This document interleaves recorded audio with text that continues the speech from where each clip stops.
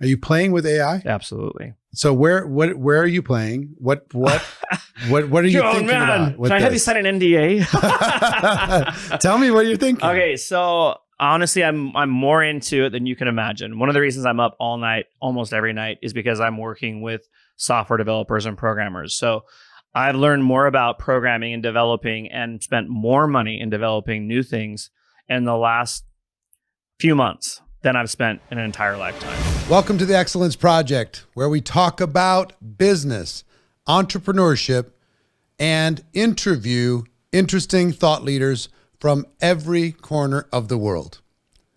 Today, you're going to hear from Jeremy Stansfield, who's a top business entrepreneur in the field of network marketing and in the field of entrepreneurship in general.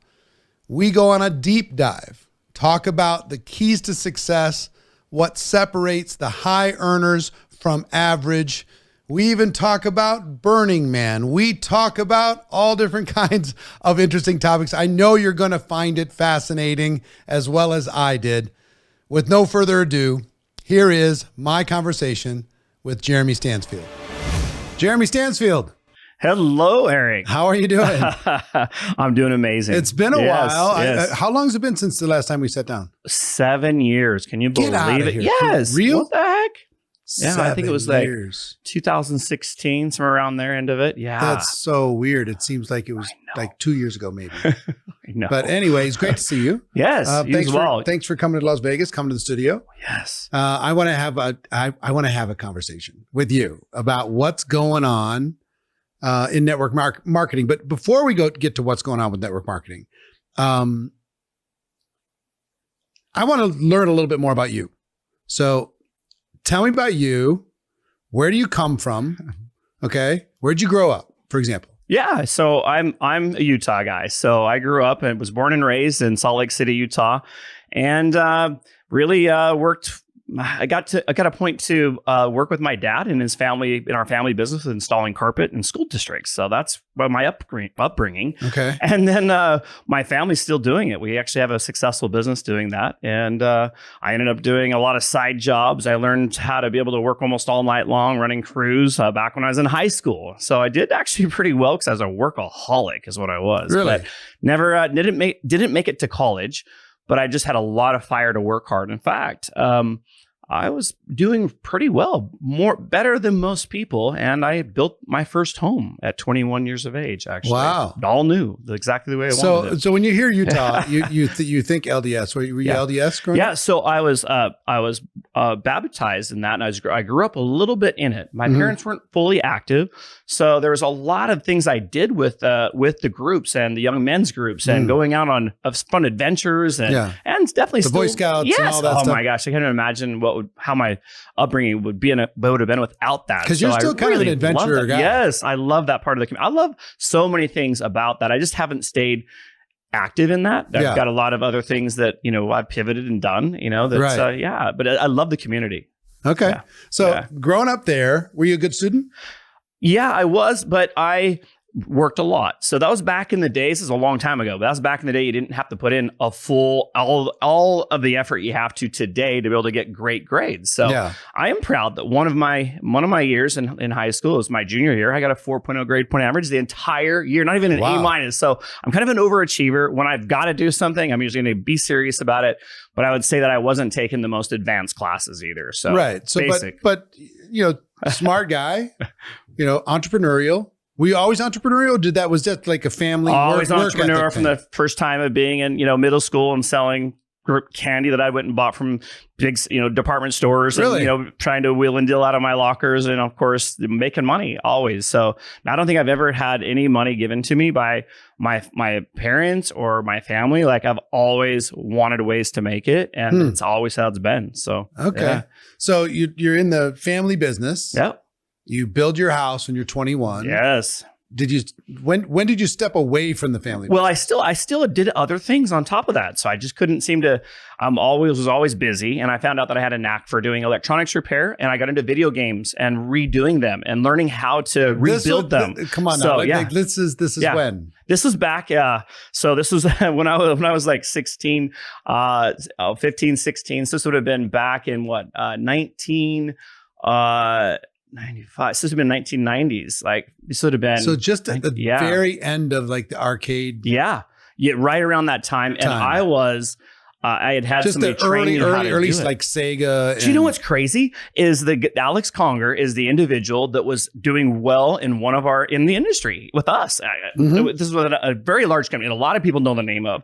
And he had that in his normal career, and he was busy doing these arcade games in his garage every night. And then he decided to teach me how to do it. And then I got so good at it that his number one customer, which was the 49th Street Galleria, hired me from him, and he was great to let me go do them for him. Go do them for that company. What was your best video game? Oh my gosh, Mortal Kombat was amazing. I learned how to take a lot of the older games, and that what we would do is do a conversion kit, so that way they looked brand new from Formica, rewire them all, reprogram, and we would be able to save places like the 49th Street Galleria, 70% on going and buying a new game. See, I'm back to Ms. Pac-Man. Oh my gosh. Ms. Pac-Man. Oh yeah, we have always had Pac-Man's Dragon around. Slayer. Yes.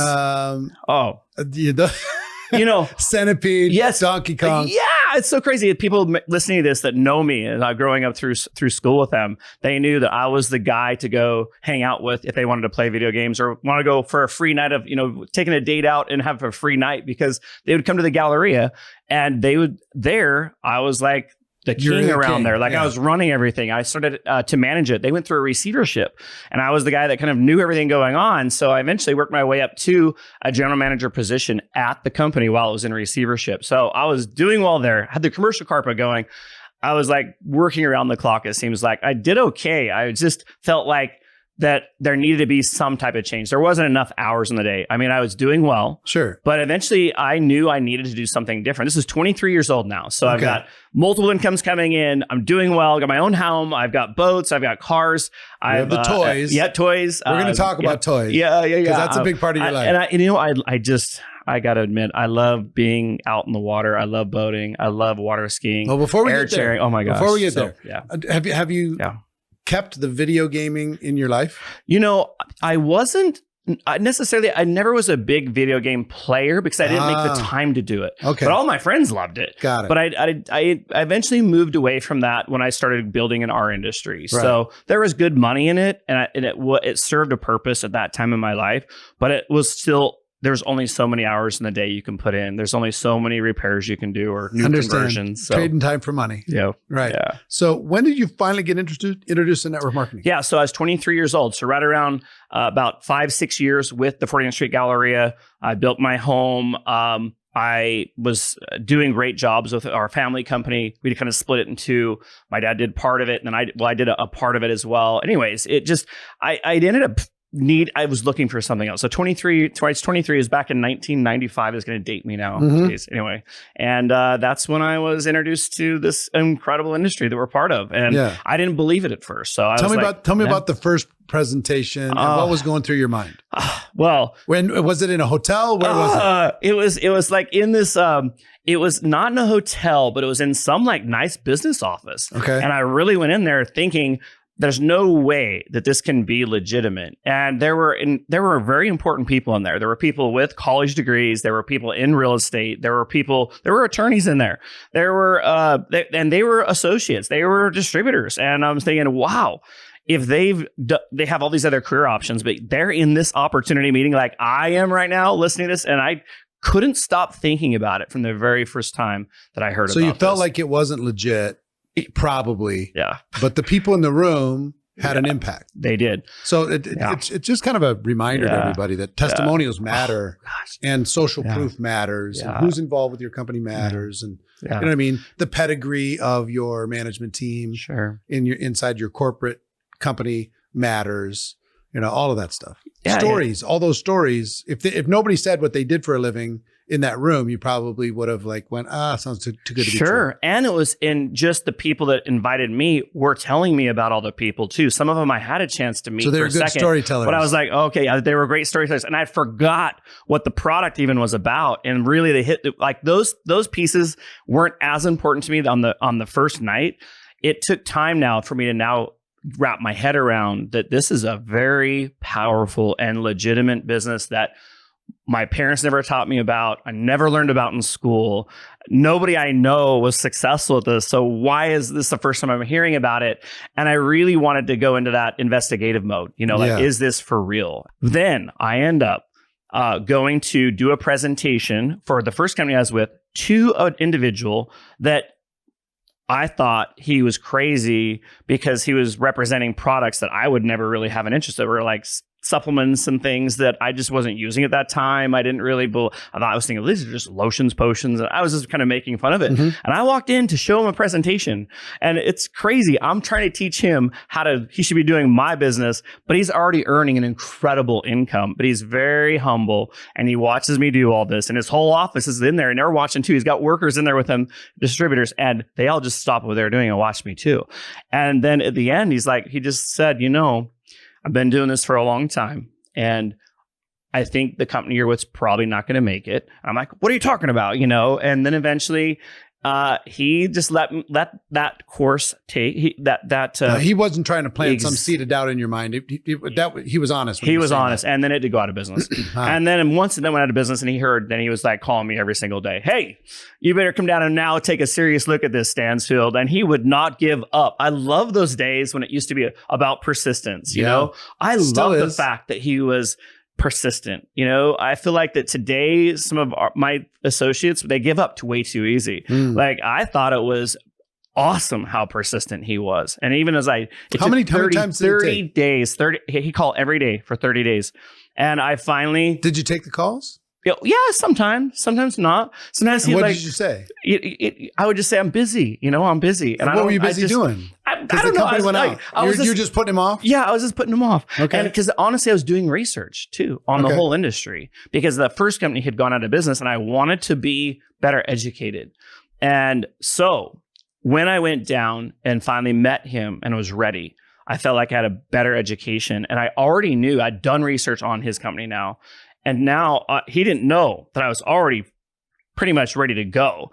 But he didn't know. And he still worked hard on me. And I'm like, you honestly didn't have to work that hard because I've already been doing research. I feel good. There's a reason that you're reaching out to me. I feel like a lot of things in life happen this way and I'm ready to go. And we hit it hard. He was the number 2 top earner of our company. And I thought, wow, this is an opportunity as well, because I'm a pretty aggressive worker. And I think I'm going to drop everything in my life and do this thing full time. This was when? This was back in 1995. So this was in September, October of 95, 1995, 23 years old.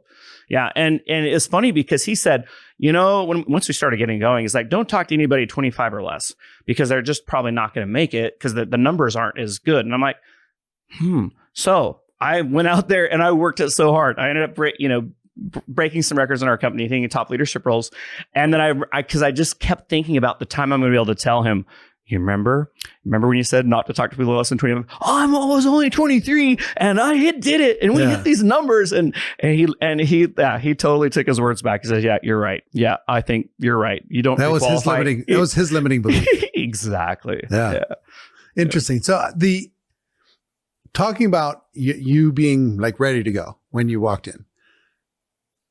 If you think through your career now, how many of your top people were hard to recruit and how many were pretty easy? I think the bigger, they were harder. Oh, were they? Yeah. I mean, because they have options. Yeah. They got stuff that they can do. Yeah. I think that a number of them took some persistence or what? Yeah. It took some persistence. It took them coming through the right timing too, because they're it depends. They could be really hungry or they could not be really hungry depending on what's going on in their life. And so some of them I had to be more patient with. And some of them, I can't think of really anybody that just like jumped in right away and I went crazy. Honestly, I think that it was even a process. You were ready after 30 days and doing your homework and having a little bit of experience in the profession and making sure you didn't want to get burned again. You know, was it a little embarrassing when the company went out of business? Oh my heavens. Yes. And The first one? so embarrassing. How big was your team? I think I only had like 12 people or something. Okay. But I mean, but I had talked to so many people I knew about it, right? And I thought, because the first objection I had when I did sit down with him and I just wanted to do this company with the company I'm with now, I said, I'm not gonna be able to talk to anybody I know because they all know that I just did this other thing and it went out of business. And he's like, I understand where you're coming from. I get it. But trust me, you'll still want to make an effort to let them know what you're doing.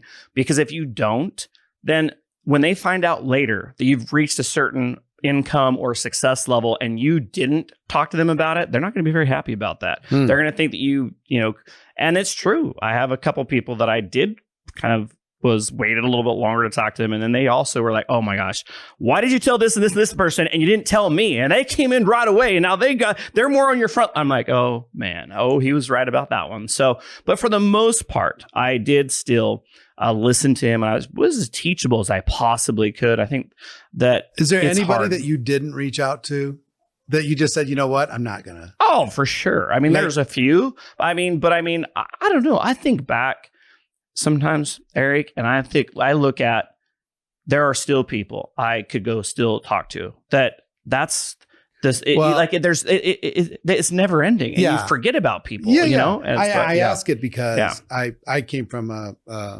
religious upbringing as well. Yeah. And some of my cousins were evangelists, traveling evangelists. And they were doing these, I don't know what you call them, services, where they were talking about how bad rock and roll music was. Mm-hmm. And I liked rock and roll music, you know what I mean? So I was just like, I think they're overdoing it a little bit. I don't know, blah, blah, blah. But anyway, this whole little family group, I was just like, should I, I remember writing down their name, like, nah, they're in their evangelism stuff. They're traveling around, I just disqualified them. I never even called them. Well, they ended up joining network marketing, 5 years later. And 3 of those family members are top 10 in a $2 billion plus company. It was like a, $30 million mistake, something like that, from not making that phone call. So it's just like, I tell that story to let people know, just if you try not, I know it's a cliche, but try not to prejudge anybody, give everybody a chance. Even if you're insecure, even if you're feeling weird, even if you don't feel credible enough or whatever, you have your own limiting belief, give them a chance anyway, because you don't know somebody's timing. And you also mentioned timing. I remember a friend of mine told me this concept called the clock dial. You ever hear that concept? Tell me about it. Well, high noon means they're ready to go. Yeah. The timing is right, situation's right, family's right. They're hungry, they're ready to go. And if you catch them at high noon, fantastic. If you'd say like 3 o'clock, then something's happened in their life, but nobody knows. Right. Something's go wonky. So they have to change something, but they haven't told anybody. Probably haven't told their spouse. They haven't told nobody knows. 6 o'clock is now other people know.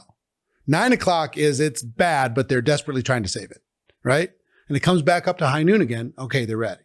So you have to learn to, if somebody's not at high noon, be okay with that. And they're not going to tell you where they are on the clock dial. You've got to stay in touch in order to be able to have that chance. Yeah. I call it the looking zone. It goes in and out like a wave like this, up and down. But the looking zone, when they're ready, and it's the right time in their life, is right in the middle. So you don't know whether you're... So explain this looking zone. This is the zone when they're willing to look.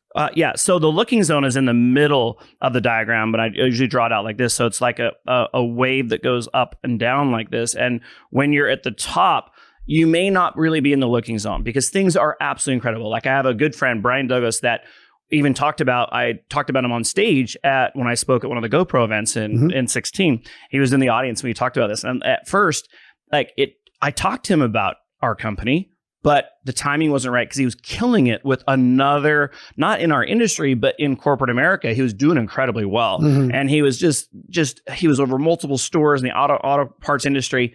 And he was up at the top, but I didn't realize that he was out of the looking zone, meaning he didn't even take time to really look at what I've been trying to present to him. And it wasn't until he had a really bad week, a bad month, he was not getting along with his boss. So and then all of a sudden he says, right down into the looking zone.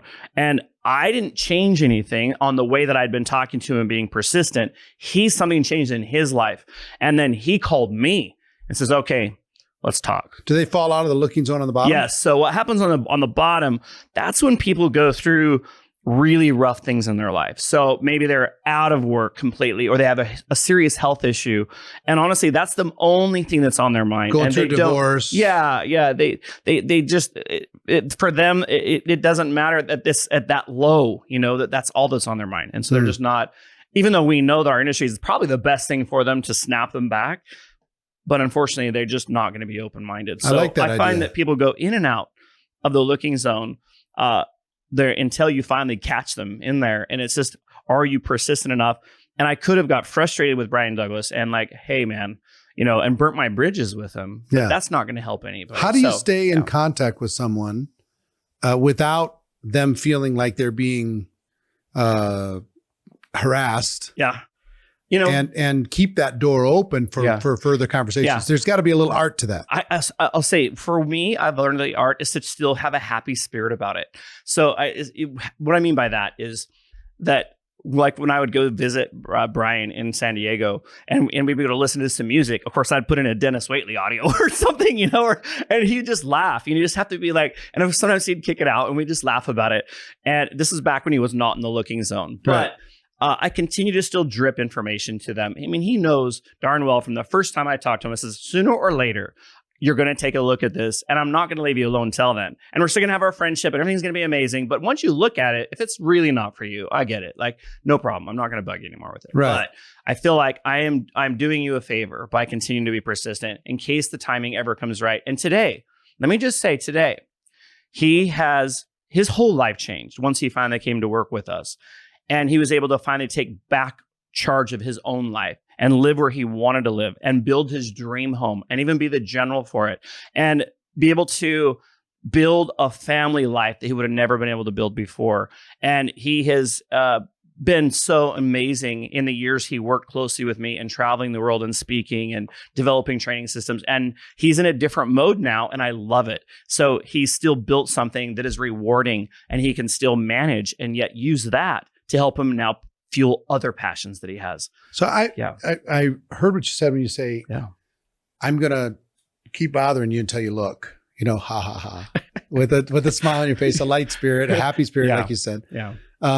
What if out of respect to you, they look when they go ahead and take a look when things are too good. Yeah. And they say, you know what, timing's not good, or things are too bad. And they look out of respect. But they can't see it. That's a little different conversation. For me, it is. And everybody has maybe a little bit different view on it. But in the way that my style is and what I teach is that once they've looked at it and they can tell it's just not for them. If they say, well, the timing is not right, then okay. But if they say, no, I'm really not into that. It's just not something I'd be passionate about, not the right fit.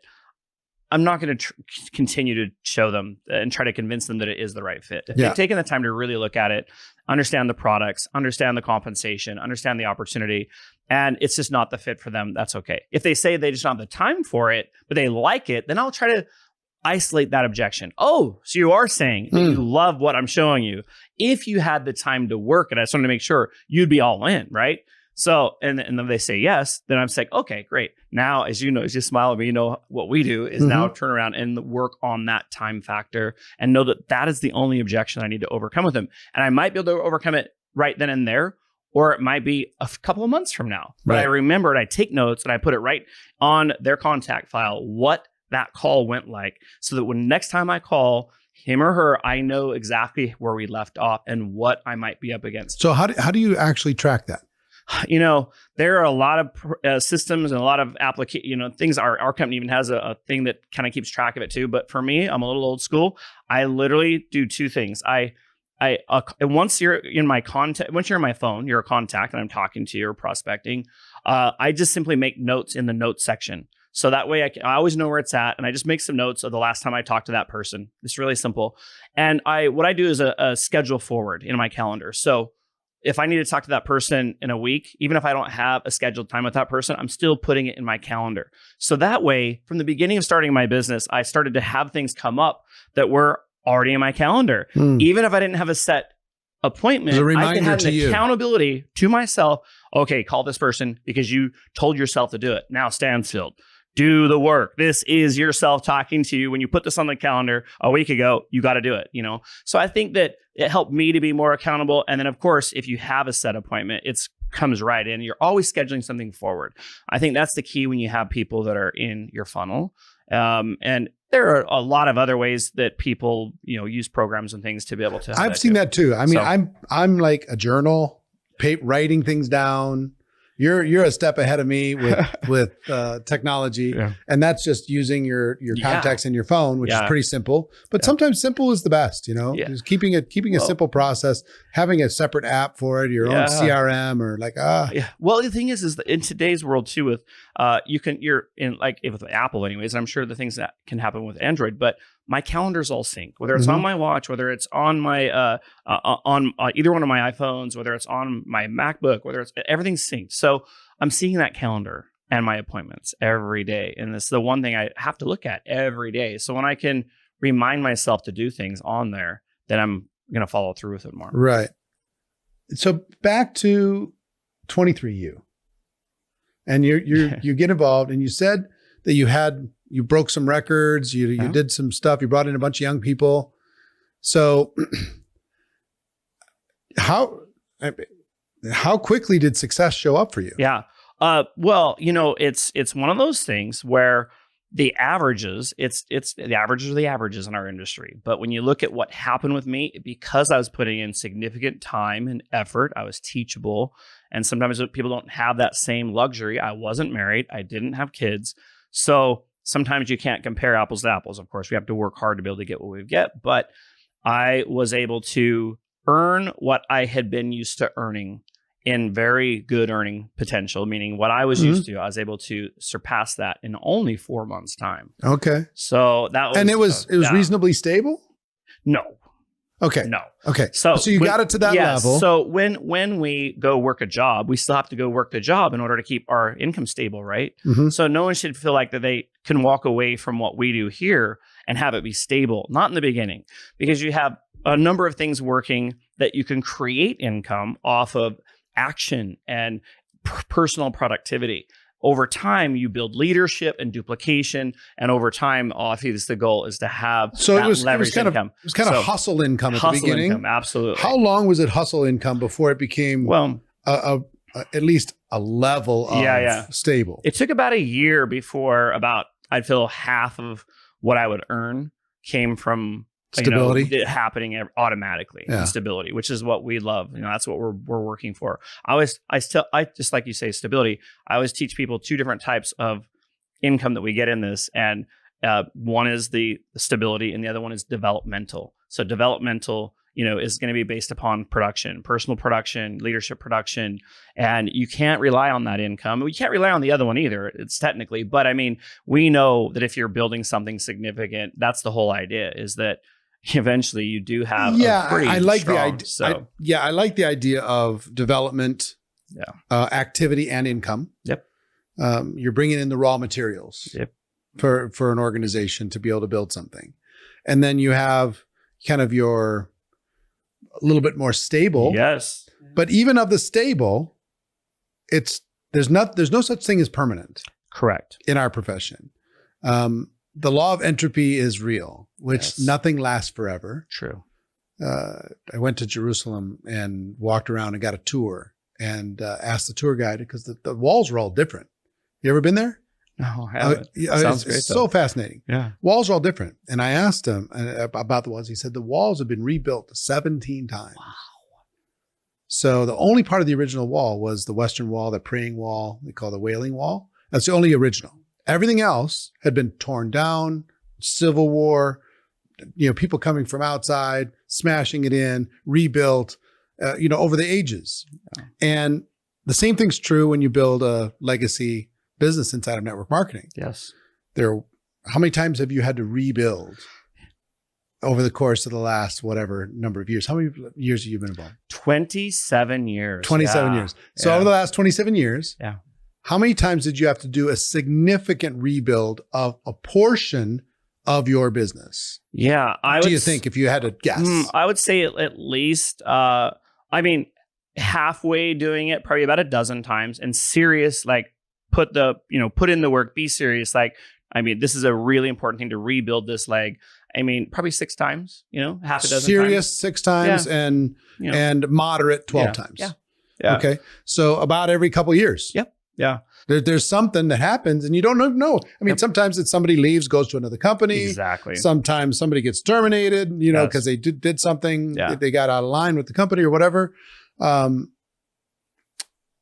Sometimes people just feel they hit a plateau, sure, or they hit an income level and they stop working completely, and they think that their income's permanent, and then the whole leg starts to atrophy. True. And you have to either go rebuild it or do something, or find another leader in that leg, or start a new line. What's your philosophy when, let's say you got a leader, okay? Let me rephrase. You have an earner. Okay. There's a difference between earners and leaders, True that. Right?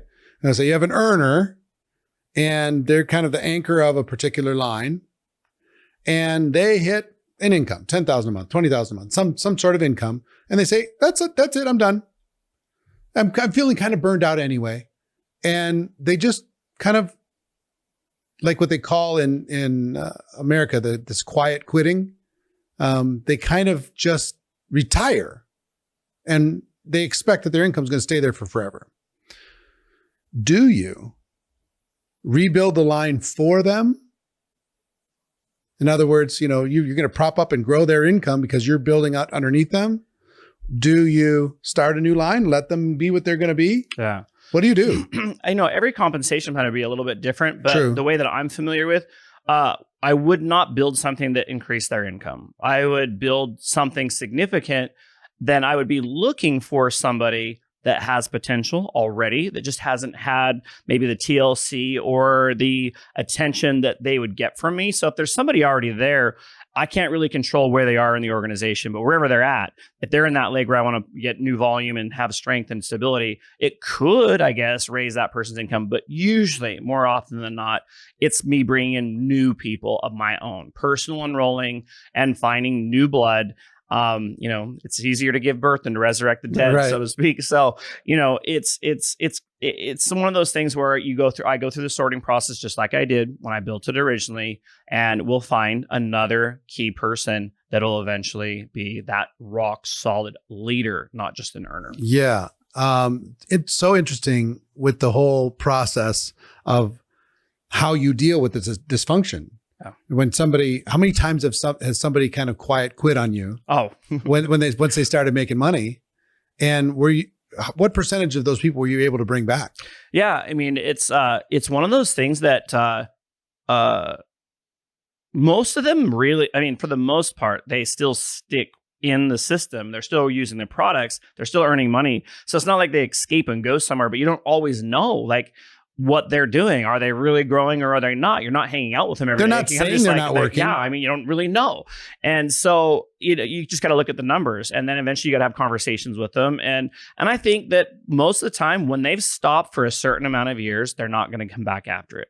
They're just not going to get back after it again. You just have to know in this what we do, it's better to still find somebody new and still appreciate them and love them for whatever. But at that point, you have to realize you can't make them do it more than what they already have. You just have to be proud of what they've already built. Let's just talk about Brian. He has no problem talking about this, but okay. Brian is the same way. He has so much potential. He literally could be earning 50 times what he earns, but he's just not he's not at the right headspace that he wants to put in that level of energy and duplication at times that he did in his business before. And so he's reached a different point in life where his lifestyle is much different and he likes that and he's very comfortable with that. But, does that mean that some of his leaders might do that? And so they get comfortable because they duplicate that. And then maybe one or two of them, they decide they're not making all their bills anymore. Maybe they've gone through a divorce or something. And so now they're like have to split money and now it's like becoming more complicated. And then these other leaders, they decide to go jump ship and go to another company that's more exciting and more fun with an upline that's actually got energy and is going to be committed. And it's not even about the products at that point. It's not even about loyalty. It's about survival. And that's the hard part about, because then once it's gone and you find out someone's gone to their company, you want to have that conversation like, hey, what are you doing? Why don't you call me? I would have helped you take your business to the next level. But I mean, that is something that we've always struggled with, at least in my career. Yeah. Well, and I will tell you, I'm going to sound like a grandpa here, but people have gotten pretty soft. Something happened in the pandemic during those couple years where everybody was just clicking buttons and dialing for dollars and just zooming in from home and they weren't out there meeting people face to face. And do you consider yourself a tough person? Heck yeah. Okay. What made you tough? I think a lot of my toughness came in before I even got into our industry because I had learned how to go out and provide for myself and have good days and bad days. But what specifically made you tough? But I will tell you, tough. Training, and looking up to people that knew that I would look up to, like they're like my personal mentor that helped me through the tough times. That was the top earner or number one, number two. Very tough, like you too. Like I needed that at some times, and then I learned a value in myself and that strength that would never be breakable. See, for me, I will tell you, the toughness came from me getting punched in the face. Oh, sure. I mean, you can't get tough unless you get punched in the face. And then what are you going to do about it? How are you going to respond? How are you going to react? Yep. Right? Yeah. So the wind blows in people's face today and they start crying. They're like, oh, you don't understand. The wind blew in my face. It's like, well, come on. You got to get a little tough here. You think about the stuff that, I've been involved for 35 years. You've been involved for 27. Yeah. Think about the stuff that we did. Yeah. Right. Oh, man. The travel, the meetings, the home parties, the stuff, the no shows, the people quitting, having to rebuild. You're like, oh God, I got to do it again. All this stuff. People talking, leaving and telling lies about you, spreading false rumors and character assassination and all this stuff. And don't you want to just say, "Don't you know me? Though? There's no way I'd give into that." What are you thinking? Let's go. Right? It just makes you fire. It gets me fired more up. Well, for some people, we rise to the challenge, right? And other people just like, oh, exactly. I don't want to have somebody. I don't want somebody thinking less of me. Yeah. I had a CEO tell me a long time ago, probably 20 years ago. He said, Eric, because I said, we got to re-engage these leaders. We got to get them re-engaged. He said, Eric, save your energy. Wow. I said, really? He said, in my experience, network marketing earners are an asset to the company for about 5 years, and then they just become an expense. And I was like, wow. Yeah. And when you think about, he said, with rare exceptions, there's exceptions. You're an exception. I was an exception. But you have to reinvent yourself every 5 years, kind of. Gosh, you have like fresh start. You have to be reborn again. Every 5, 6, 7 years, you have to pivot and think and strategize and, different methods that worked before aren't working now. Like when people got zoomed out, then what do you do? Okay, we got to get face to face again. Those different types of things. Yeah. But have you kind of noticed the same kind of thing as far as 5 year deal? Yes. Completely. In fact, I feel that things are changing. There is trends that are happening that are around the corner that we're starting to see as well. And I think you got to be at that place where you get out of your normal realm. So like, if I was to continue to stay in the same realm of how I've built before, meaning the same following like in my big social media apps that I'm used to seeing, which most are my people, they're like my people. And so if I continue to do things the way that I've done there, I'm not really engaging to even get new people to look at it because they're all my existing people anyway. So I have to think of things outside of the box. And I feel like that I have these conversations with some of my leaders, even in other countries. And I'm like, okay, I love your social media. It's exciting, but how many people did you enroll last week from these posts that you did? Like, be honest, like how much did your income grow from what you're doing right now? And I'm like, there's a certain part of social media, which we can get into it in more detail if you want, but I just feel like that you have to stop sometimes and go, oh, if you're working and you're being productive, then you need to see increase of numbers, meaning you're doing something that's actually bringing new growth, new things.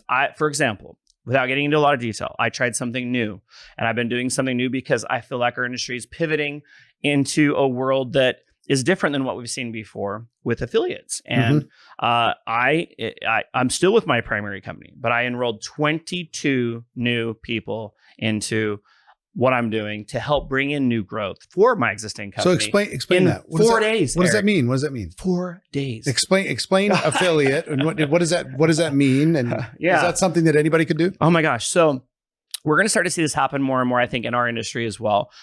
You've got about 80% of brands in the last 10 years, they're now using affiliate marketing in one shape or form. So it can be like just a department store that has a brand that they love their clothes and they find their biggest buyers and users, and then they'll give them discount codes or give them some actual commissions for using an affiliate link to market their products. And influencers are very familiar with this because they get links to be able to market all kinds of different things, and they get checks back from that company as commissions for being able to do that. So it's like first level pay basically, but it's not like the traditional structures we're used to in what we build with a lot of depth. But it's interesting because now you've got this time and energy, like with our big company, looking at how do we fill that gap and how do we offer affiliate marketing so that we don't lose, this trend and this change that's happening for our future.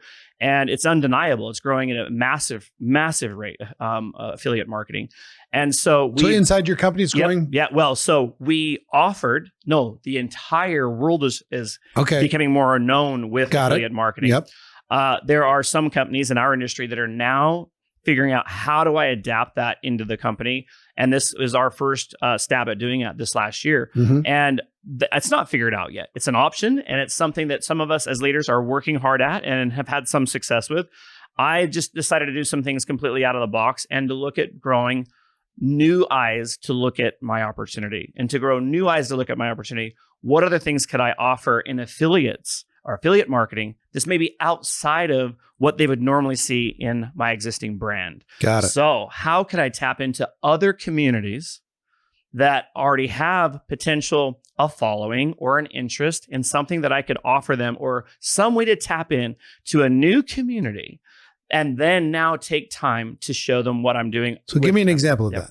So what's a new community that would be natural that would connect with yours? Okay. So I'd say that nothing always connects naturally, but you'd be surprised at when you actually can get into new communities and finding out a way where you can have simple ways to communicate to see if they have an interest in something that you're doing with your existing company. So now you have a way for them to, we'll say, message you or opt into something that would be more specific to what you're trying to market to them. But to get into that community, you had to have something in common with them or provide a solution for them. So right now, for example, I'm working on something that has to do with the revolution of electric cars and the charging community and the infrastructure, and building software and some technologies that helps to solve problems and major frustration for what's happening right now, but it's also ramping up and happening in our future.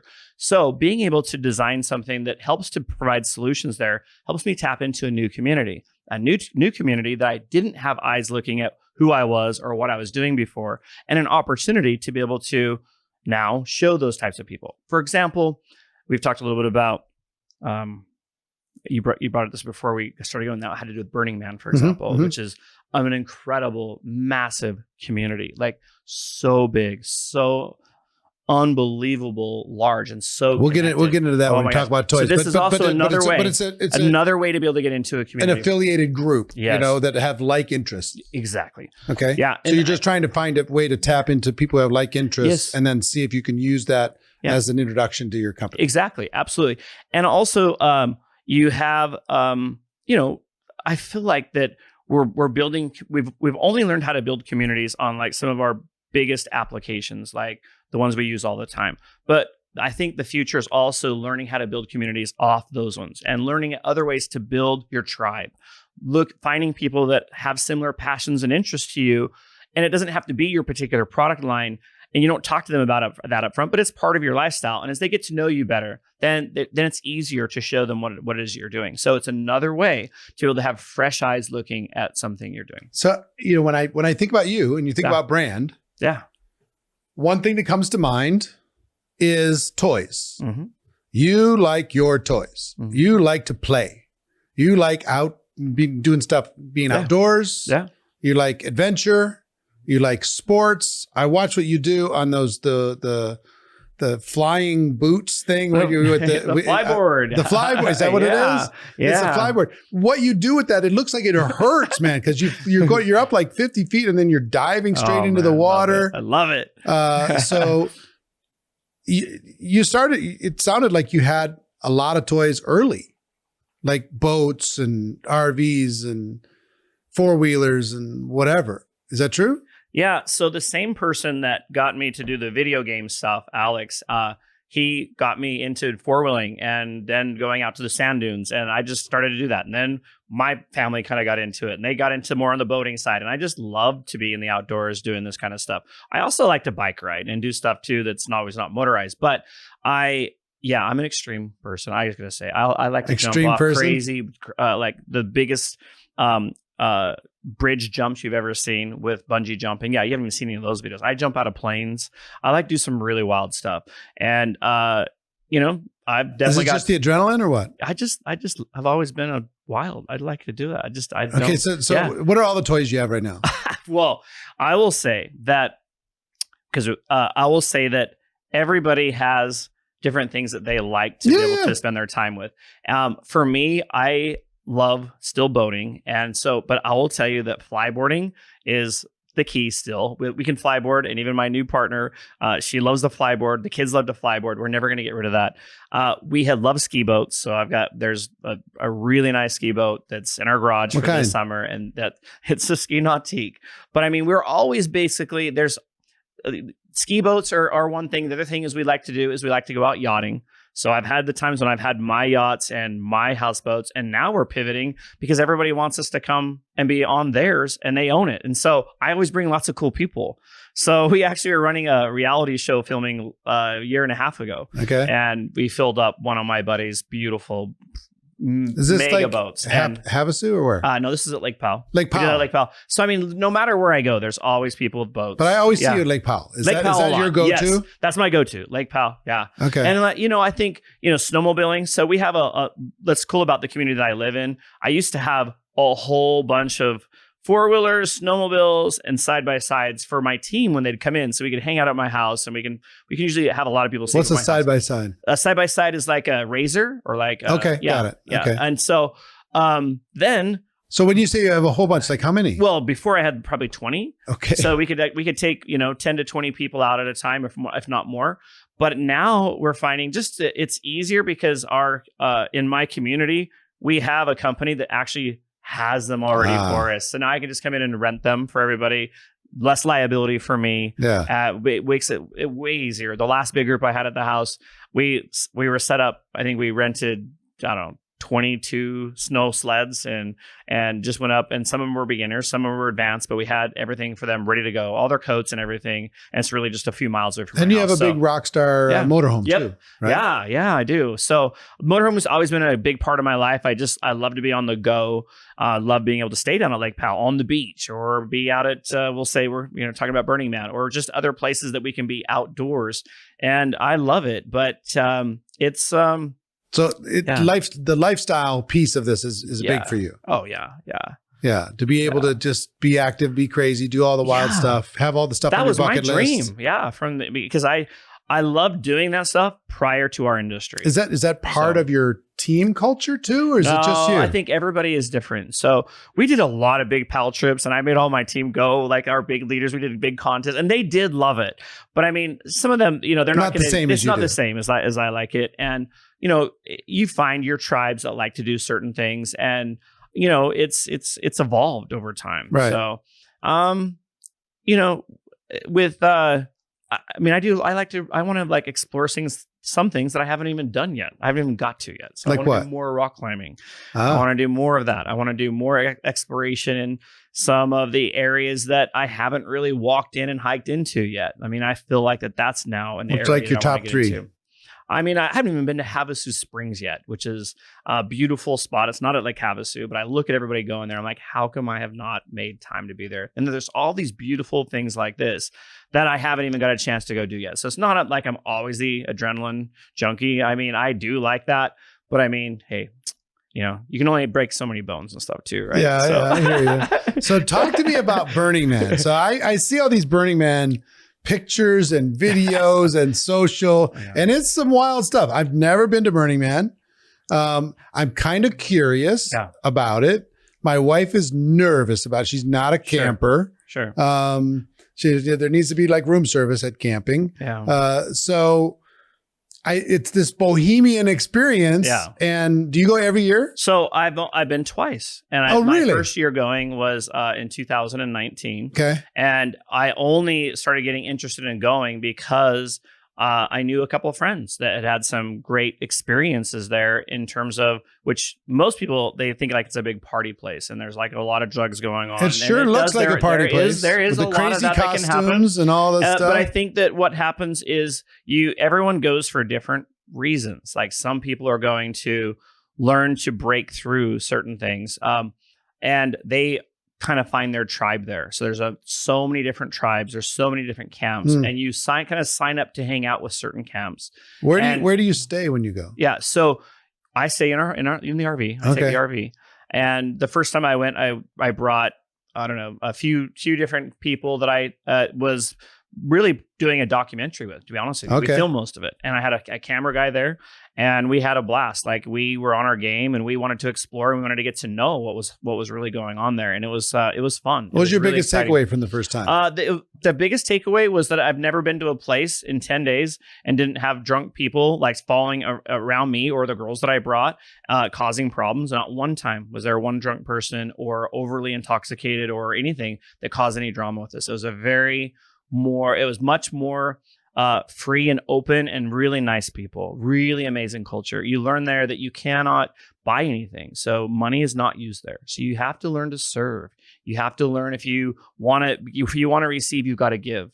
And so it kind of shows you what potentially maybe our future would look like if we didn't have currency, and learning how to use things that we can empower someone else with to be amazing with. And find a way to bring value. Yeah. And one of the guys, and he might be listening right now, he's was a really big part of our main company. And then he went and worked for another company in our industry, did incredibly well. He's on the corporate side. And I know he's probably listening right now. I hope he is. It's great. And he'd tell you, I went there not even knowing what to do. He had an alcoholism problem. He had all kinds of problems. He went there, and out of going through some experiences, he came out of it and never touched alcohol again. That's great. It was an incredible experience for him on a personal growth level. And that wasn't just the first time. Then I started looking at everybody else too. Some people are going to socialize, network, and grow community. Some people are going there because they actually are looking for something to help them grow. And I would say it's probably one of the largest personal growth and development organizations in the world. Really? They're that tight. They're that How many people go? 70 to 80,000 people. That one. 70 to 80,000 people out in the desert. Yeah. It's in Nevada, isn't it? Yeah. And they could change to go to a different location, but it's been there in Nevada. It's been outside of Reno area in a place called Black Rock. And you wouldn't even know that the city exists because you bring in anything, you take out everything that you brought in. So you don't even leave anything that potentially could have gotten wet on the ground. It's so if you do, you've got to dig that up and make sure it's perfect. I mean, they're very, very strict about that. And it's all about, it's all about saving the earth. Like it's all about being smart about, they're trying to find ways to do everything with solar there. They're trying to find ways to not even have combustion engines happening there. I mean, it's all about the environment. Some people that are going are completely vegetarian too, which is great. But others, like everybody is aware. They're being self-aware, and they're being better trained to be self-aware. I mean, it's really the most amazing people I've been around in a very large community like that, outside of coming to like our types of events. It reminds me of coming to our events. Really? Very open, very easy to talk to people. Everyone's talking about level up stuff. Nobody's like, doing something to hurt somebody else. And so do you have to bring a costume? No, you don't. And come on, really? No. You like, some people like to dress up and some people don't. And some people might have insecurities. All I see is all the people, it's like, like Mad Max. Yeah. So that's stuff. My favorite type of theme. And some of that stuff I've even put in my social media, and it's always nervous for me because it's something that I like, and people that I go with, we plan that type of a theme. Do we live our life like that every day looking like, no, but I mean, it's fun to go out and dress up and kind of have your tribe play with a you. character. And yeah, like sometimes we're doing stuff when we are at our events, and we have like great photography. We do headshots and we do team shots and all that. It's just kind of fun, like when the camera's there. And when it comes to Burning Man, you have a chance to plan far ahead and think about, okay, what am I going to wear for this particular day and this event? And there's a schedule, so you can kind of decide what things you want to plug into. The hard part is my first one, there was great weather. The second one, Sierra and I had just gone to, was bad weather. So it was not easy. It can be in the rough conditions. And I think that sometimes maybe that happens because we want to be tested. We want to be tested to see how can we survive through these sandstorms. Is there a lot of music? There is music that is put together on mobile units, and you have to go out into the playa in order to go participate. What's the playa? The playa is like the middle ground. So you have the campers, and it's like a half circle, and those are all in camps. And then in the center is called the playa. So that's where you'll go up and have these mobile, like almost like in my motorhome, but it's all decked out, and you would never even know it was a motorhome or a school bus, but it was been designed to be a great place to be able to have people hang out for whatever type of music that they're playing. It attracts the type of person to that group. And so you're like hanging out with people that are like-minded in that group. The way that I think about Burning Man overall, it's one of the greatest models that we have on this planet for growing community. Really? But yet communities within communities. What could network marketing learn from it? I know. What's great about it is it allows communities that have a different view on something, but yet it still allows them all to cooperate and be together. So like some people believe in polyamory, and they have a camp that they only hang out with polyamory people. But when you're out on the playa, you could be around still polyamory people and you'd still get along with them and everything. You just probably may not go and eat and like hang out in their camp and like, sleep there and stuff and be involved in maybe some of the activities they have. But I mean, it really is an incredible, for me, has been an eye-opening experience to see how communities can still be tethered together in communities to a certain point and all have a bigger purpose, how all have a reason why we're there, which is really to make the world a better place and to like make an impact, in terms of our aging earth. So do you think polyamory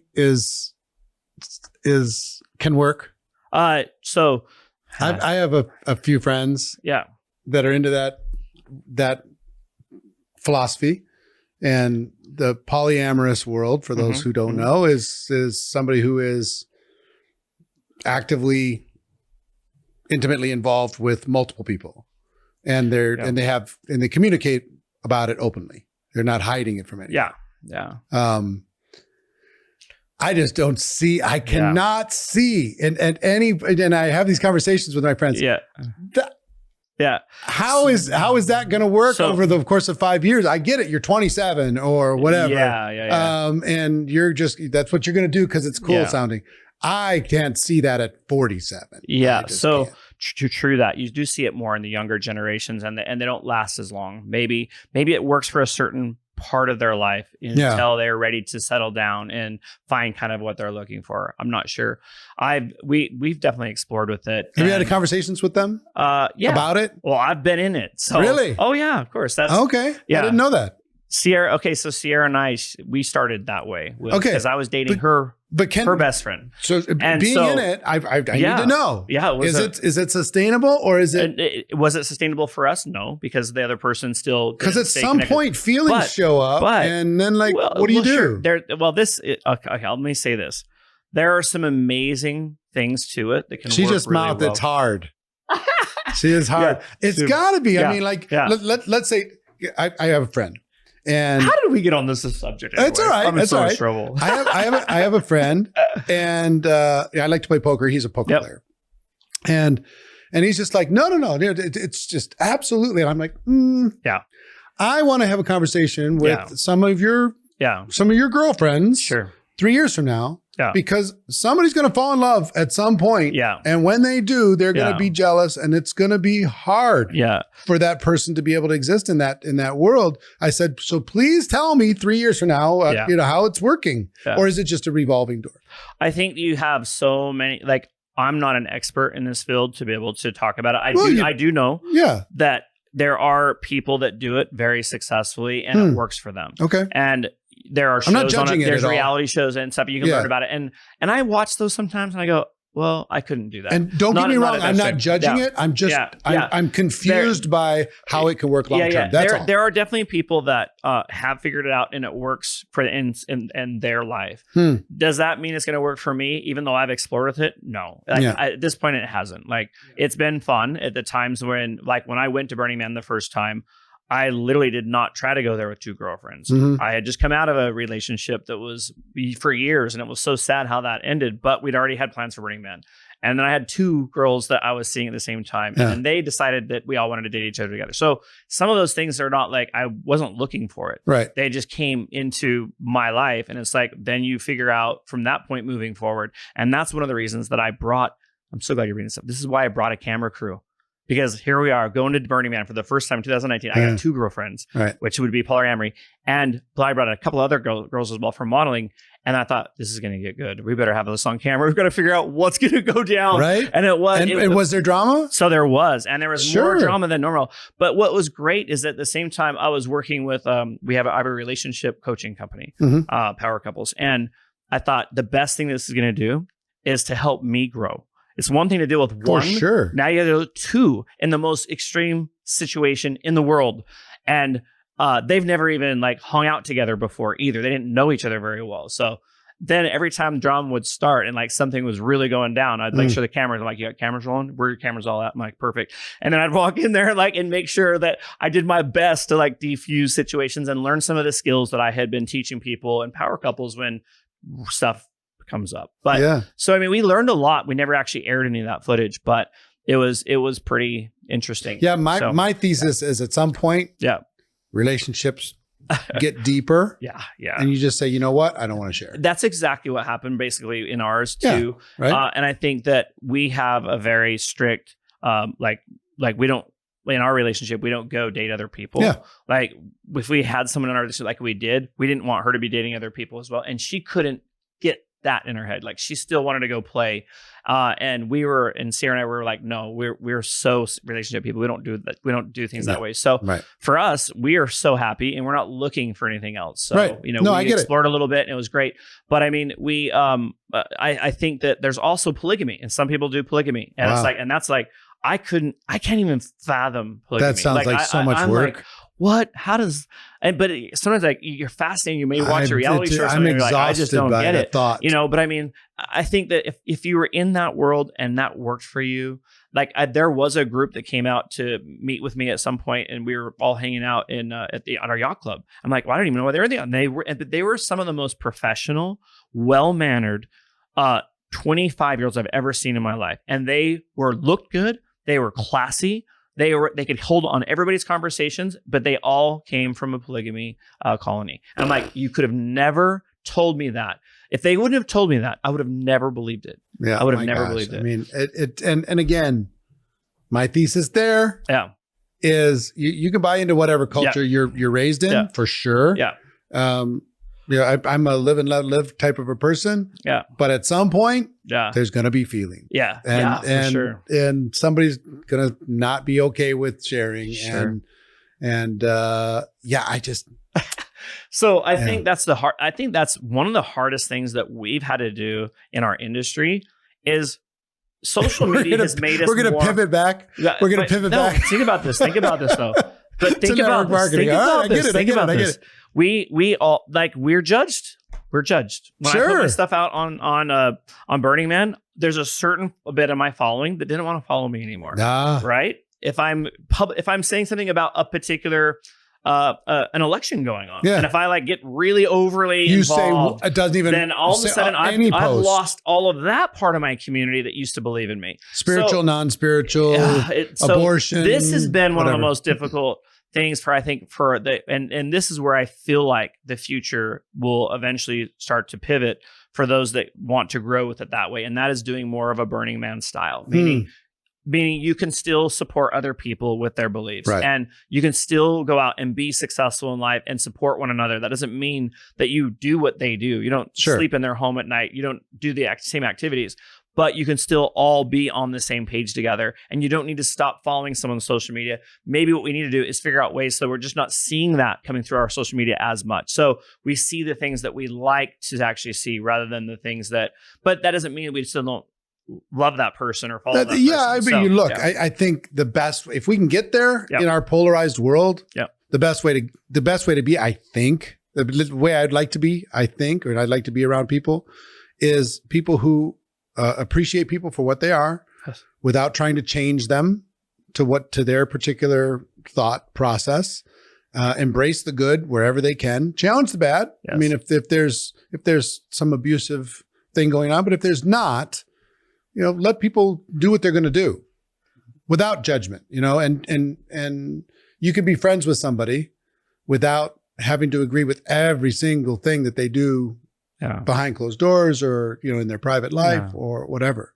We brought a speaker to one of our big events that is well known out in the industry, and he's not one of the ones you've ever had before, but he uses the F word like you can't believe on all of his social media, and he's and he's it kind of draws you to it because you're like, wow, I can't believe he's actually saying that. But I mean, you get drawn to it, and he's one of our speakers, and so after a convention one year, I'm like, I'm going to follow him and listen to everything. So I'm starting to do it too, but I've never really done that before. But I'm finding I get more likes. I get more people following me. It's so weird. I was like, so a certain part of my following went away, and then a new following came in, and it's just, wow, he's really being real. And then I started thinking, but in the end, I was like, am I really that person? Do I really enjoy it? You need to be authentic. Yeah. I mean, if you're a Gary Vee or a Tony Robbins, was it Gary? No, it was Gary. Was it? Okay. Yeah.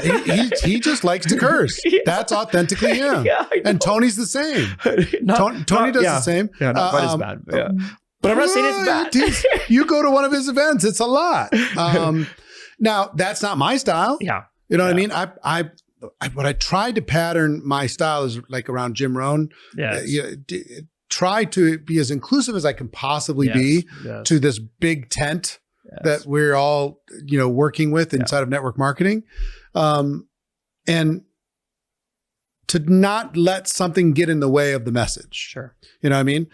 Now, if somebody's, I had the conversation with Tony and everything about the cussing and all that stuff. He's just a cusser. He just likes to cuss, and he's got his whole thing around it, his explanation of it, but he likes it. And he feels like it puts an exclamation point on some things that other words aren't going to do. Yeah. And I agree. And I'm there sometimes in the same boat. But then I also have these conversations where one of our leaders will call me and say, "No, Jer, we gotta stop this, or I can't promote you." And I'm like, and I get that. And that's fair. There are choices. But here's the thing. Ultimately, I think if you're authentic, that's okay. Yeah. You know what I mean? You need to be authentic to you, not be a copycat of somebody else just because it gets views or likes or whatever. Or be super Christian because you get more likes and clicks and followers, or be super non-Christian because it gets that. If you're doing it because it's authentic, I think it's cool. If you're doing it to manipulate your audience in order to be able to get more attention, I think ultimately that falls in on itself. Yeah. Yeah. So to me, I'm not going to weigh in on abortion or guns or Republican, Democrat, or, the divisive issues of our day. I'm not going to. I'm just going to, people are like, you need to take a stand, because if you don't take a stand, that means that you're supporting it. No. That's not what it means. Yeah. There's people dying in Africa. Why are you not supporting them? Well, that's not your thing. My politics is network marketing. Yep. Exactly. My cause is network marketing and supporting the people in it. It is not those other things. That can be your thing. Yep. It could be race relations. It could be women's empowerment. Yes. It could be LGBTQ. It could be anything you want it to be. Mine's network marketing. Yeah. Okay. So that doesn't mean I'm supporting or not supporting. I love you. I want you to do well, but don't bully me into saying that I have to support your thing, when you're not supporting mine, or you're not supporting 100 of them that are around the world. You know what I mean? It's interesting when I had this is not even outside of the network marketing industry. My dad passed away this last year, and I'll tell you, he's my hero. And it's been a really, it's a difficult time. It kind of happened abruptly. 67, and I got to grow up with him. So it was like, how old are you? Oh man, 50. You're 50? 51, yeah. 51? And he's 67, so he had you young. Yeah, 17. So, wow. I think that at the funeral, it was me and my siblings. I have there's 4 of us total. And so as we spoke about what we remember about our times, and of course, it's so hard to do in such a short period of time, but each person remembered something specific, a whole different life with my dad than what I had. And this brother had a way different life with him than him. I'm like, whoa, interesting enough. My dad had that many layers, but I didn't really know that. That didn't matter. But the things that were most important to me that I gelled with him was amazing and the best. And the most important things that my other brother gelled with him was way different than mine. But where it was amazing. And same thing with my other brother, had a completely different relationship with him. And I started thinking, wow, here is somebody that did learn how to have different communities within his own family and how to adapt to those communities and still everybody be marching in the same direction. And so, yeah, I think it's something that in our industry, we see it all the time. We have to deal with this in social media because we're so exposed. Right. But I think that's now going to be the next thing as we start to learn how do we become better at even that. So we do eat our young inside of this. We're like, we take enough shots. My view is we take enough shots from the rest of the world. Some fair, some unfair. Yeah. We shouldn't take shots at each other. No, I know. I mean, come on. We should be able to be under one tent and say, at least let's all defend against all the other stuff. Yeah. Let's fix our stuff. Yeah.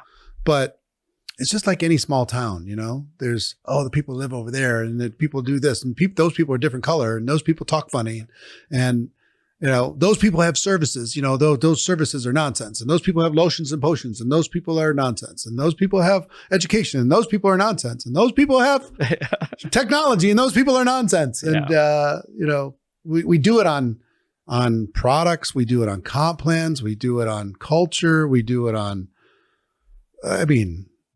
parts of the world. Everybody's so judgy. The more we can get away from that judgy stuff, and just focus on your business, support each other best you can. Yeah. Don't try and take somebody who's happy where they are and make them unhappy. Right. Yeah. And, let me say too, I think that we have a calling. I mean, this is our purpose. This is what we do is we don't want to sit back and not do anything, but there are ways to do it in a positive way to get yourself energized. Let me give you an example. Why am I energized? Why did I enroll 22 people this last week? Well, I'm having so much fun. I'm so excited right now. And there's times in my journey of being in 27 years where I was like down and I was like just kind of listening and watching everybody else and kind of getting caught in that rut rather than stepping up and like changing how I want to live my life every day. But then also like do something I haven't done before. I mean, I know what works to build duplication. I get that, but I'm talking about just do something that's helping to progress your business forward in your weak legs, like be a leader, but you're leading certain people, but lead yourself. Remember to lead yourself. Don't give up on yourself. Right. And so lately, like like Sierra, she's never seen me work like this. She's like, man, you're a madman. Like, how do you do that? Like, what are you doing? And it's interesting. Like some people are like, I haven't even had a drink of alcohol this whole year. Not even a taste of it. And for people that know how I like to party, like they're like, wow, how did you do that? I'm like, I haven't even thought about it because I'm so excited about I get excited for the day. I wake up, I'm like, all right, what's the most important things I got to do? And I'm like, just killing it. What caused you to get excited like that? 27 years in. Well, as I was mentioning, the adoption of affiliate marketing gave a new challenge. It was like I started to, and a lot of our companies started to work. The leaders have worked different ways to make affiliate marketing work in their new business or a new way to be able to attract people. I did some of those ways, and I'm doing something else that I feel like will work for me, and I'm already having success. And even if it didn't work, at least I'm doing something. So at least I'm like excited. You found a new challenge inside your business. Exactly. Right. So I think that's something that everybody can do. Find a new challenge inside of your business. Yeah. Let me ask you about one of the big trends that everybody's talking about recently, which is AI. Are you playing with AI? Absolutely. So where are you playing? What are you thinking about? Can I have you sign an NDA? Tell me what you're thinking. Okay, so honestly, I'm more into it than you can imagine. One of the reasons I'm up all night, almost every night, is because I'm working with software developers and programmers. So I've learned more about programming and developing and spent more money in developing new things in the last few months than I've spent in an entire lifetime. And it's exciting. This is part of the reason why you're excited. Yes. Is AI. Yes, part of it. So I think that what happens in as an example, AI helps us do some things with the car charging and the infrastructure and the awareness and a community that's growing that actually has an incredible demographics. If you've not looked at it, it's unbelievable the demographic levels. And then I look at other ways that AI helps us as well that we haven't really adapted yet to being off the normal grid of the typical the platforms that we can't control, but in new platforms that can use AI better, meaning it gets to know us better so that we're actually only seeing things that actually interest us. And if we don't like something, as if someone doesn't like my Burning Man, for example, they never see it anyways, because AI already figures that out. AI gives you an opportunity. It becomes the little thing that we may be needed for a long time to actually help with some of these big communication barriers we have. So question for you, how is it going to find its place inside of network marketing? I feel like that depending on how we find solutions in network marketing. So we find solutions to help in a lot of different things in life, right? Mm-hmm. It doesn't always have to be your specific product, but your product will make a difference when we have more people using it. We know that. But what I'd say is think of solutions that you can invest in and be part of that helps to build community and helps to build it better. Do you need to invest in it or just use it? Like, for example, I'll give you a couple examples. You could, if you need to create some training for your team and you need 5 steps to overcoming procrastination, you could just ask ChatGPT and it'll give you an outline for a training. Yeah, I know. And you could plug it into another program that will create a visual presentation for you in 15 seconds. Yes. With original art. I know. All done. I have some of my leaders that literally we're on the middle of a diamond mine and they're in another country and they're like, oh my gosh, you got to see what's happening with the new AI. And this is the new things that are happening. And like, he'll go through a whole bunch of things that they build real fast, all on our Zoom. And we're going, but everybody finds out about it at a different time. Yeah. And you got to remember seeing it for your first time. You're like, oh my gosh, like this is like, and that's just one little piece of what AI can really do. No, I understand. So, but like which apps do you think are the best right now? Yeah. Which are the ones that you use? Well, let me just say this. I'm creating software. So I'm not going to really talk too much about what I'm working on that can. No, you don't have to talk about what you're working on. I'm just saying which platforms that are out there for the world. Well, I will tell you this, that the biggest ones already use AI. If they've already been using it for a while. So Facebook and Instagram have already been using it. It already gets to know you very well. It already is sending you ads that you've just got done buying somewhere else. And then it learns where you're going to potentially put your eyes next. So that's AI. It's already happening. It's already been there. It just hasn't now become so available outside of those platforms to now being utilized at a much faster and easier way. Like I have programmers now getting into do AI for cents on the dollar compared to what it used to be. I mean, let me give you an example. Okay. Google Maps has launched their AI feature, and anybody can use the API codes from Google Maps. That literally here very soon you will see a 360 view camera-wise of people just walk like a particular charge point or a particular place or a building or something, and it's like crazy. And you think, wait a minute, that's scary. It's really scary. And there's a part of AI that can be scary.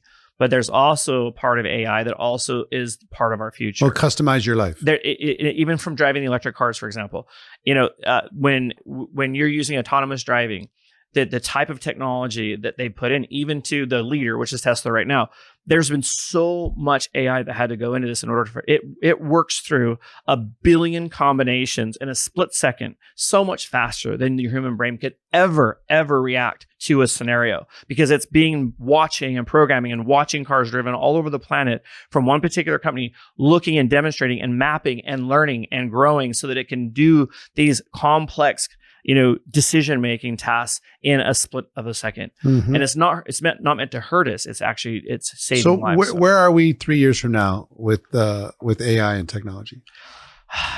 And how do you see it impacting network marketing? Yeah. The reason I feel like it can impact network marketing is getting us more layered in terms of working together as communities. Like, I keep coming back to this communities.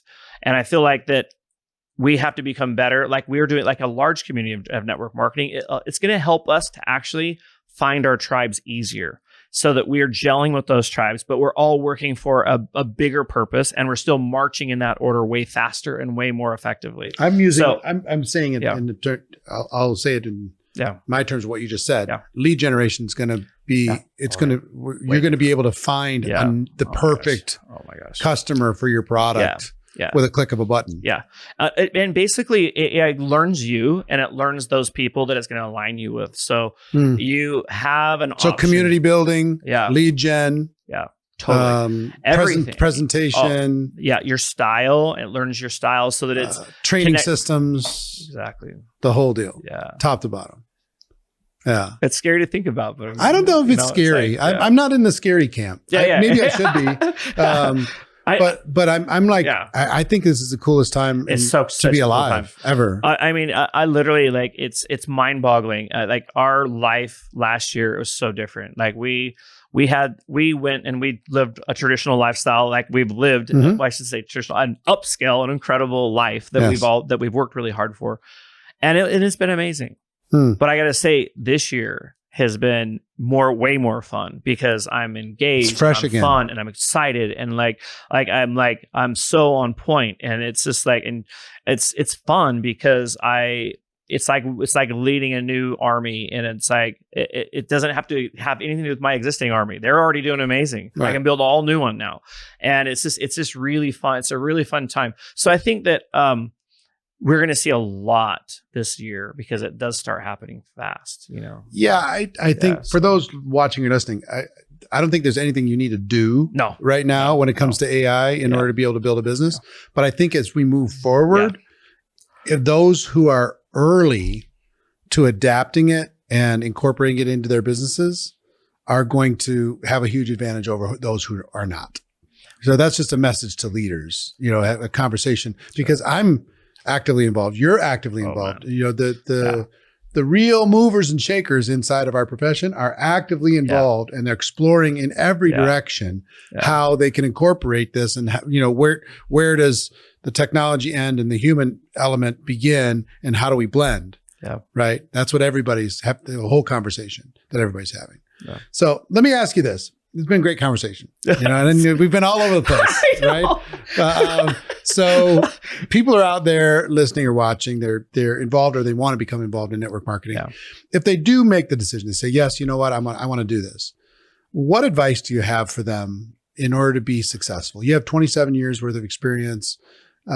You've seen a lot over that period of time. You're seeing yourself into the future. How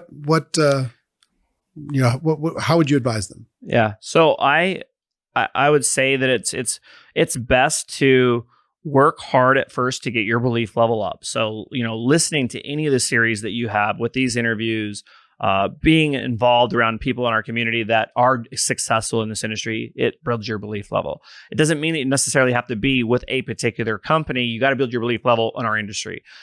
Then you find that company, and as you've got that company, great, beliefs there. Now you got to make mistakes. You got to make mistakes, and it's okay for other people to see you make the mistakes. Meaning you've got to rise up. You've got to try. You have to do things that are going to make you feel uncomfortable. I don't know if you remember on the first episode we did this, we talked about this pivotal time in my career where I had done really horrible on speaking, and I had to make that decision whether I was going to stick with it or whether I was going to go to another profession and use my hands and my other talents to go back to what I used to do well. And I'm so glad that I stayed in this industry, and I'm so glad that other people saw me go through that.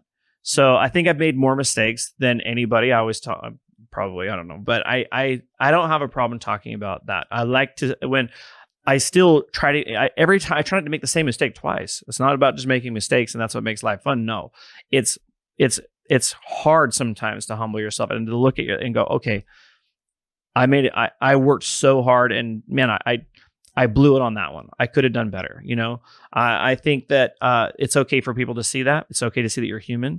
And I think that staying focused and taking action and not see this is another thing I'll tell the new people. Sometimes that people will go like, I don't know if I have enough time to build this. What I want people to do is to track the amount of time they even go and spend watching other people's lives on Instagram, on Facebook, but not a lot of the things they're watching is not making their income go up at all. And that time alone, even if you just stay off those two platforms for right now and invest that into growing your business, you'll have so much time. There's always enough time. It's just adjusting where you want to put your time in to grow your business. So, and I would just say, and the other thing I'll say is that don't expect it to happen overnight. I mean, this has always been a work program. We're in the sweat equity business. We're not taking millions of dollars and going buying a company and having employees and infrastructure and have like a positive income or cash flow immediately. That's not what we're doing here. We are building in the sweat equity business, and you can never reach the top if you're not working hard, and you have the same opportunity to reach the top as anybody else. But it's all about sweat equity, and there's no shortcuts.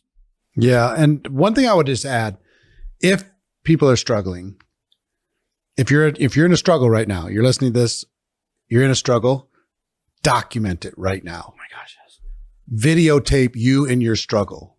Videotape your difficult times, because I wish I had that to be able to look back on and use to be able to help other people build belief of where I was and where I am today.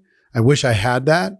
Pull your phone out, take a picture of your most difficult situation, take a picture of a video of that overdue bill, if you're getting evicted, make a video of you getting kicked out of your house, whatever the difficult situation is going on, document it because it'll be a reminder, number one, and it'll be a incredible source to build other people's belief and a great gift to them. Number two, Jeremy, my brother, thanks for coming. Thanks for being a part of this. Thanks for all you do, Eric. Really, it's made a difference for all of us. So keep it up. My great pleasure. Well, ladies and gentlemen, that's our conversation with Jeremy Stansfield. I hope you got value as much as I did. If you did, please do me a favor, subscribe to the channel and share this with someone that you love. Have a great day, everybody, and I'll see you next time.